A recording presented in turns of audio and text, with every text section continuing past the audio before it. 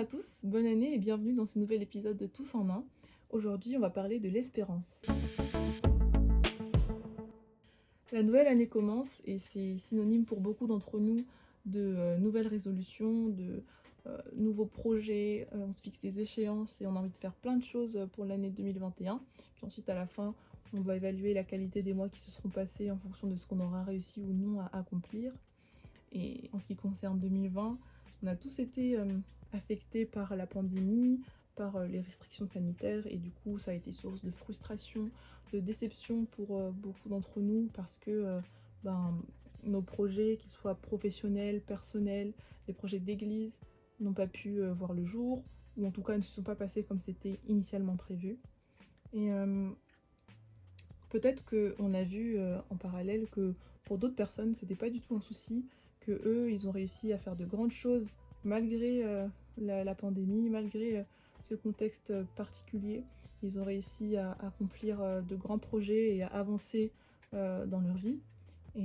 Et en voyant ça, on est encore plus déçus et on se dit pourquoi moi qui suis chrétien, moi qui prie chaque jour, pourquoi moi j'ai pas réussi à faire quelque chose de cette année-là. Et Dieu, dans sa parole, il nous donne un encouragement. Il se trouve dans Proverbe 23. C'est les versets 17 et 18 que je vais vous lire au nom de Jésus. Que ton cœur n'envie pas les pécheurs, mais qu'il ait toujours la crainte de l'Éternel, car il y a un avenir et ton espérance ne pourra pas être brisée. Amen.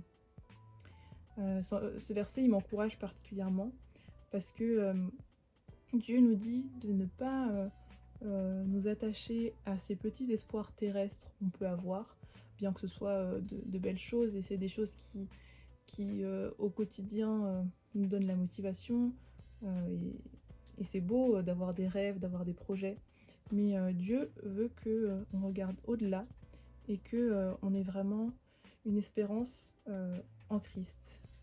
Dieu, il veut d'abord que on reste attaché à lui, que on s'attache à tout ce qui vient d'en haut, qu'on s'attache à sa parole, parce que lui, il nous promet une espérance à laquelle on peut se fier. Et cette espérance, qui est vraiment différente d'un petit espoir qu'on pourrait avoir,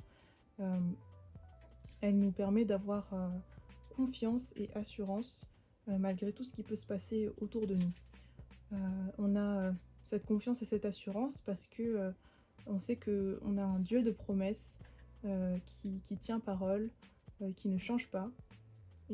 Et on sait que peu importe ce qui se passera en 2021 ou même les années d'après, en tant que chrétien, on sait que nous hériterons de la vie éternelle auprès de Dieu, par Jésus qui est ressuscité pour nous sauver de la mort. Et vraiment, pour cette année 2021, j'espère que on sera tous pleins de confiance pour les mois à venir, qui seront sans doute pas évidents parce que là, le virus est encore là et on est encore dans un contexte bien spécial. Mais malgré tout ça, Dieu nous promet la paix du cœur, Dieu nous promet l'amour, Dieu nous promet la joie.